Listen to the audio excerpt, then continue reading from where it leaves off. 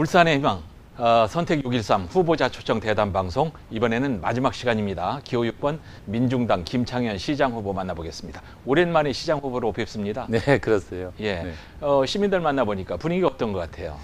그 오랜 자유한국당의 이제 장기 집권을 하지 않았습니까? 정권 교체에 대한 열망이 대단히 높다 이런 걸 느꼈습니다. 예. 인사하고 시민들 만나서 악수해 보면 네 편이지 내 편이지 바로 느낌이 오죠. 느낌이 팍팍 오지요. 예, 그렇습니까? 김 후보께서는 동구청장을 하신 경력이 있지만 시장과 국회의원 선거에서 여러 차례 낙선을 하신 그런 아픈 경험이 있습니다. 이번에 다시 시장에 도전하게 된 출마 이유부터 들어볼까요? 저는 이번에 민중당의 후보로 나왔습니다. 한마디로 전혀 다른 세상을 꿈꾸는 당이 민중당이다 할 수 있는데요. 저희는 지금 정치 혁명을 하고 있습니다. 지금 비정규직 노동자들이 800만 시대에 이르렀죠. 근데 그들이 대다수가 인생이 구말리 같은 청년들입니다. 예. 청년들이 절망하고 있어요. 이 청년들의 절망은 이 정치에 대한 분노로 좀 표출되고 있는데요. 노동자들이 아무리 열심히 일해도 최저임금 157만 원인데 국회의원들은 놀고 먹어도 1167만 원을 받습니다. 근데 그런 국회의원들이 최저임금 삭감을 단행하고 있어요. 자기들의 그 비리 정치인들 체포 동의안 부결시키는 데는 여야가 따로 없고요. 또 이 5대 재벌이 갖고 있는 사내 유보금이라는 게 있습니다. 네. 곳간에 쌓이는 돈이 617조에 이르거든요. 근데 그 돈에서 한 7%만 쓰면 최저임금 1만 원 시대가 열립니다. 근데 재벌들이 그렇게 합니까? 안 하죠. 도리어 조선시대에 있을 법한 그런 이상한 구역질하는 갑질이나 일삼고 경기 어렵다는 이유로 수많은 노동자를 잘라내고 있습니다. 그래서 뭐 비정규직, 불법 파견, 원하청, 단가 후려치기, 골목 상권 장악하기, 그야말로 재벌들은 괴물이 되어버렸어요. 노동자들과 중소상인들, 중소기업인들의 피땀을 빨아먹어버린 것이죠.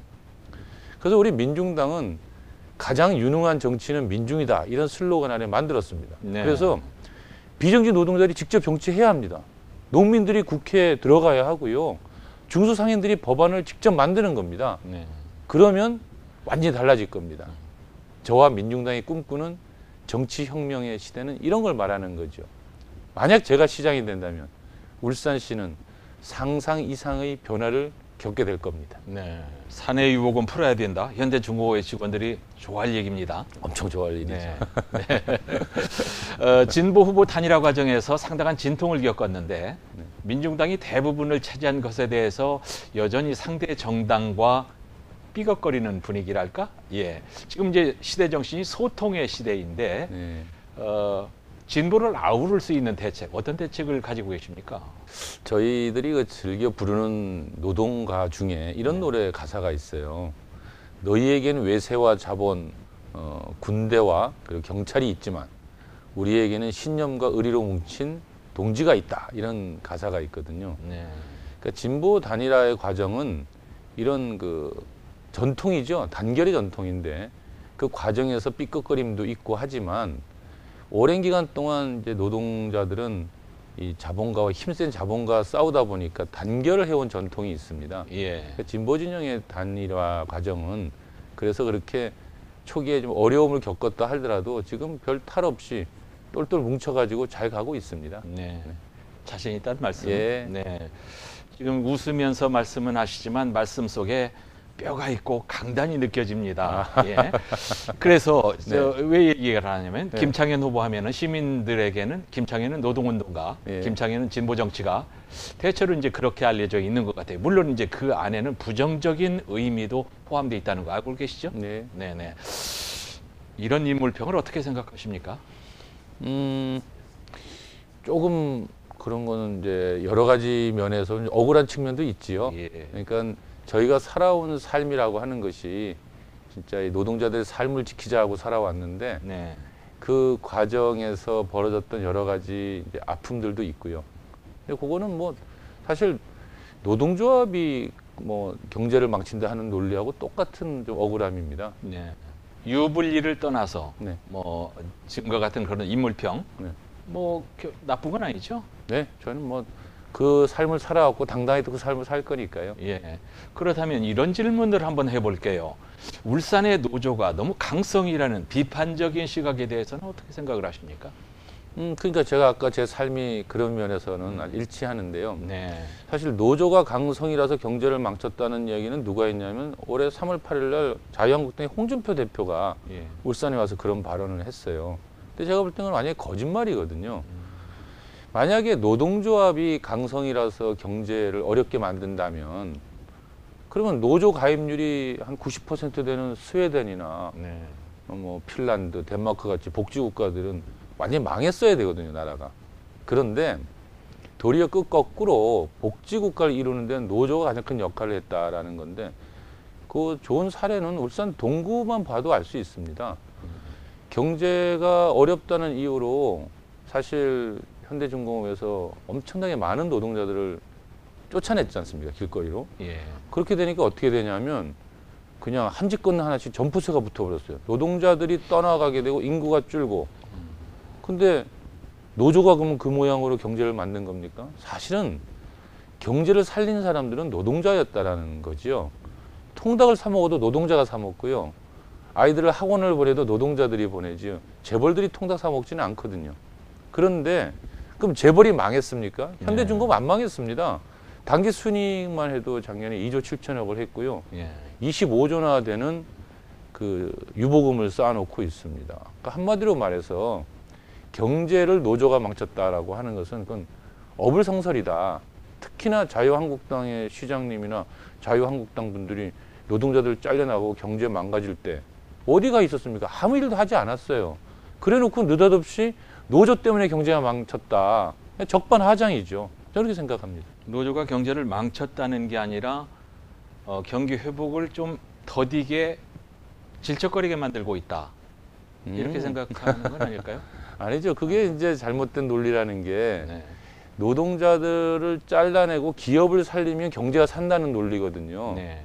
근데 지금 노동자들이 반대하는 거는 구조조정을 반대하는 거잖아요. 예. 같이 살자는 거예요. 노조가 노동자들을 자르지 말고 우리 임금 삭감해도 가만히 있겠 임금 삭감 동의해 줬잖아요. 네. 여러 가지 근로 조건 열악하게 만들어도 다 동의해 줬거든요. 네. 그런데 막 자른 거예요. 예. 그래서 노조가 그 경제를 다시 회복시키는데 역할을 방해 요소가 된 게 아니라 네. 재벌들이 그 다음에 경제를 회복시키는데 노동자들이 살만해져야 경제가 회복되는데 가장 망친 주범은 바로 재벌들의 탐욕이었다 이렇게 네. 보는 거죠. 예, 알겠습니다. 그 저 대형 프레카드 있잖아요. 예. 장소를 아주 잘 잡으셨더라고요. 잘 태화강을 잡죠. 건너다 보면 바로 건너편에 보이는데 인물도 좋죠. 아 좋죠. 예, 예. 거기서 이제 교통 신호를 받아야 되기 때문에 네. 바로 보여서 거기에 큰 글씨로 시장을 교체하자고 하셨더라고요. 예. 네, 지방 정권 교체를 반드시 하자면서도 지금 집권 여당인 민주당과는 절대 연대하지 않겠다고 선언을 하셨죠. 네. 얼핏 들으면 말이 안 되는 것 같기도 한데 그 선언에 변함이 없으신지 아니면은 융통성이 있는 건지 어떠세요?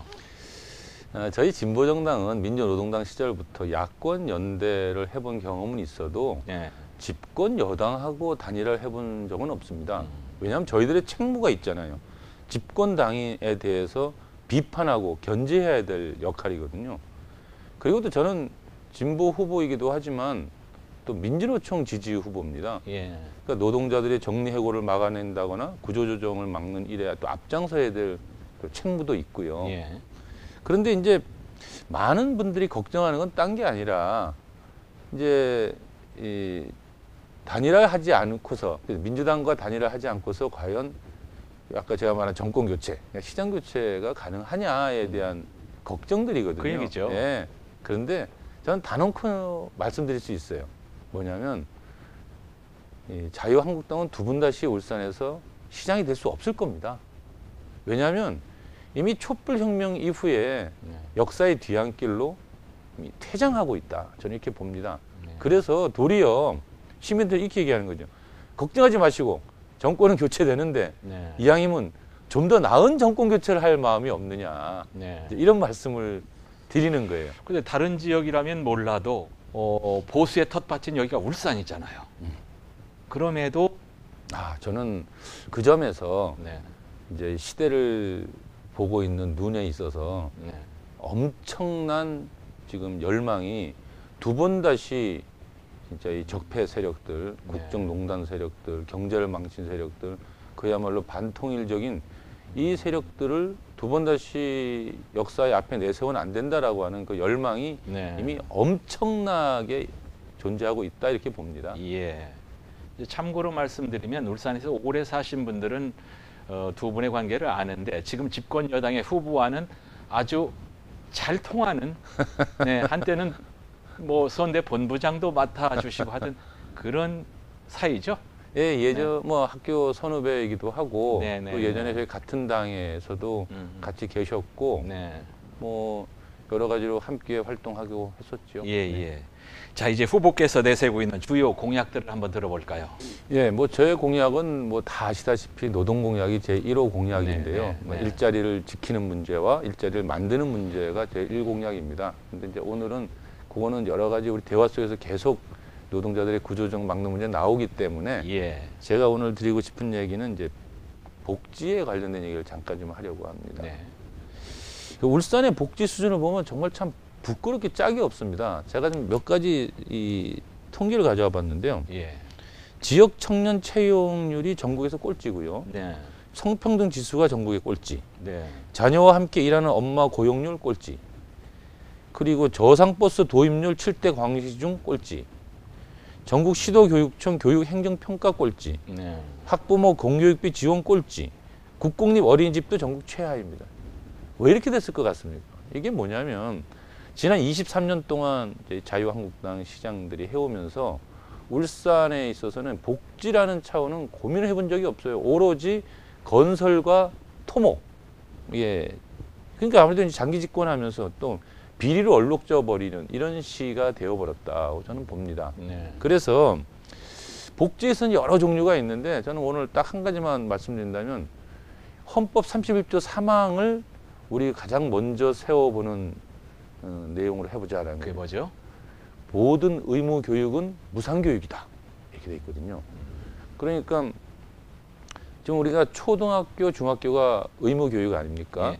근데 수업료만 무상이지 사실 학부모들이 내는 돈이 상당히 많이 있어요. 그걸 소위 말하는 5대 부담금이 있습니다. 예. 학교 급식비라든지 또는 교복 구입비, 수학여행비, 방과 후 활동비, 또 현장 체험 학습비 이런 거죠. 그것이 1년 평균 한 117만 원이라고 하죠.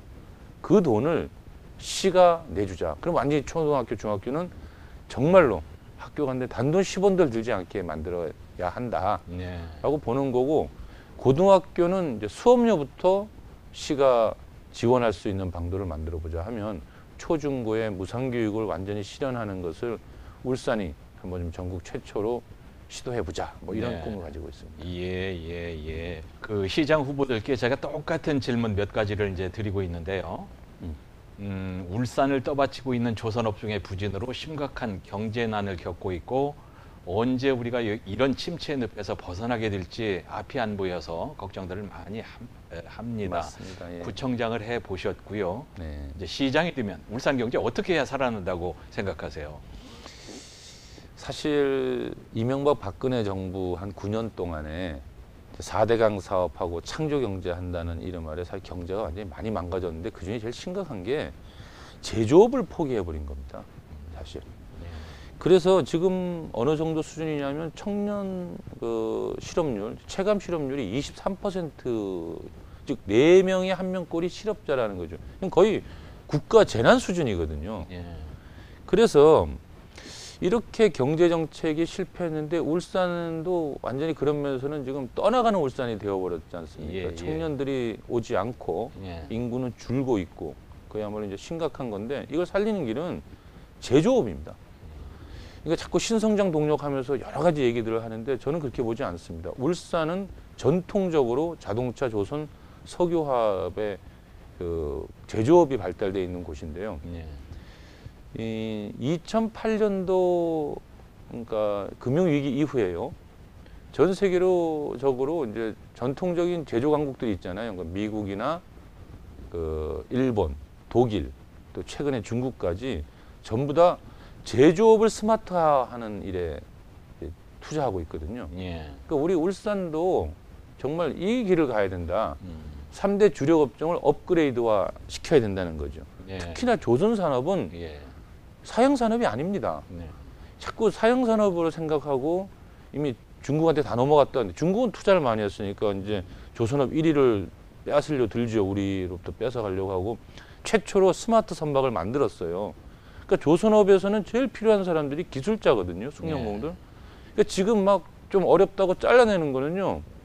정말 언발의 오줌누기다. 그들을 보호하고 예. 뭘 만들어 가야 되냐면 친환경 스마트 조선 선박을 만드는 작업을 하자. 네. 조선해양플랜트 연구원 갖고 들어오고 그래서 그래서 그 길을 가야 된다는 거고 자동차도 친환경 차들, 수소차, 전기차들 좀 만들지 않습니까? 예. 인프라를 시각 깔아가지고 그 사람들이 노동할 수 있게 하고 울산을 친환경 차의 메카를 만들자. 예. 그러려면 R&D 센터를 가져와야 됩니다. 예. 울산 가져와야 되고 네. 석유화학단지는 당연히 최첨단 소재 소재 공급공단으로 만들 수 있도록 리모델링 해야 되고 네. 이 방향으로 가는 게 사는 길이다 이렇게 봅니다. 예. 말씀하시면 설명하시면서 제가 어렸을 때 들었던 속담 언발의 오줌누기라는 말이 나와서 제가 약간 웃었는데 우선 먹기는 곶감이 달다. 네, 그런 거죠. 뜻이에요. 그러니까 기업이 자기가 당장 지금 이제 조선 경기 어려우니까 네. 막 잘라내는데 지금 모든 곳이 다 그러거든요. 2022년쯤 되면 네. 조선 경기 살아난다 그러잖아요. 원래 예. 조선 경기가 사이클 산업이거든요. 예.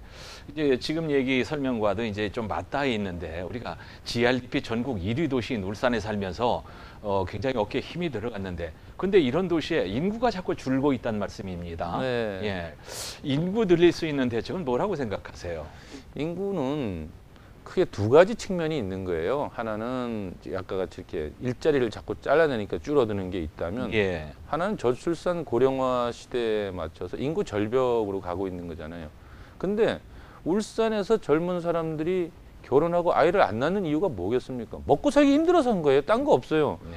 좋은 일자리 없고 전부 다 인턴 알바에 비정규직밖에 없고 예. 그리고 이 정확하게 말해서 아이를 잘 기를 수 있는 환경이 없는 거죠. 아까 제가 쭉 말씀드렸잖아요. 전부 다 꼴찌라고. 예. 보육 문제라든지 지원 없고 아이 셋 낳아야 지원해 주겠다는 게 시에 지금 그런 거 출산 장려금 받겠다고 셋 낳는 집은 없거든요. 그러니까 한마디로 무상보육, 무상교육, 네. 여성들에 대한 획기적인 복지를 강화하는 것만이 예. 인구를 늘릴 수 있는 유일한 길입니다. 예. 울산시의 대중교통이 불편하다는 지적이 많이 나오고 있어요. 특히 동구청장 하실 때 그 동구는 주차난도 있고 심각하죠. 교통 문제도 심각하고. 예. 예. 그 김창인 후보를 빼고 말이죠. 이번에 시장 출마한 세 분의 후보는 트램을 대안으로 보고 있는 것 같은데 김 후보께서는 울산의 트램은 아니다. 적절치 않다. 예. 이런 얘기 하셨죠. 그러면 예. 어떤 대안이 있습니까? 네, 트램은 돈 먹는 하마 될 거라고 저는 봅니다. 그리고 그거 놓는 순간에 노면을 두 개 차선을 잡아먹기 때문에 예. 이 7번 국도나 달릴 수 있는 데가 저기밖에 더 있겠습니까? 삼산로. 네. 완전히 교통 대란이 올 거다고 봅니다. 예. 지금 울산에는 대중교통이 부족해서 문제가 되는 게 아니에요. 예. 대중교통 수단이 버스가 너무 불편해서 시민들이 타지 않아서 버린 거죠. 수송률이 17%밖에 안 됩니다. 네. 버스를 획기적으로 바꿔놔야 돼요. 예. 지금은 이제 지원형 민영제 아닙니까? 적자 노선 다 지원해주고 하잖아요. 그렇게 하지 말고 공영제 해가지고 노선 우리가 만들고 예. 버스들 달릴 수 있게 해주고 시민들 환승센터 만들고 중앙 버스 전용차로 만들고 해서 예. 시민들이 아주 편하게 탈 수 있게끔 지금처럼 이리 돌고 저리고 빙빙 돌아서 울산 시티 투어 한다지 않습니까? 예. 그런 것을 막아주면 예. 교통수단은 완전히 해결된다. 예. 네, 트램은 그거는 돈 먹는 하마 될 거다. 자, 후보께서 꼭 시장이 돼야 하는 이유를 한 번 더 듣고 네. 마무리할게요. I have a dream. 나에겐 꿈이 있습니다. 이게 1963년도 마틴 루터 킹 목사가 네. 했던 연설이죠. 네.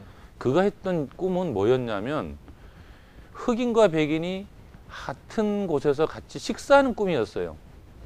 저에게도 꿈이 있어요. 저는 비정규직이 없는 울산, 구조조정이 없는 울산, 네. 그리고 원하청 불공정 갑질이 없는 재벌들 갑질 없는 울산, 복지와 교육과 문화가 정말 넘쳐나는 울산을 제가 꼭 만들고 싶다는 꿈이 있습니다. 제가 예. 꼭 시장이 되면 그 일을 하고 싶습니다. 네. I have a dream. I have a dream. 네. 자, 말씀 꿈까지 잘 들었고요. 지금까지 기호 6번 민중당 김창현 시장 후보였습니다. 감사합니다. 말씀. 네, 감사합니다. 네. 제가 다시 한번 말씀을 드리는데요. 최근에 북한 문제와 어려운 경제 상황 속에서 울산의 미래를 이끌어갈 지도자를 뽑는 이번 선거 정말 어느 때보다도 중요합니다. 우리에게 주어진 권한인 투표에 꼭 참여하셔서 적합한 인물을 뽑아야 하고 그 판단은 유권자 여러분의 몫이라고 생각합니다. 이상으로 CCN 울산중앙방송이 마련한 울산광역시장 후보 초청 대담방송 마치겠습니다. 저는 이광현이었고요. 긴 시간 시청해 주셔서 고맙습니다.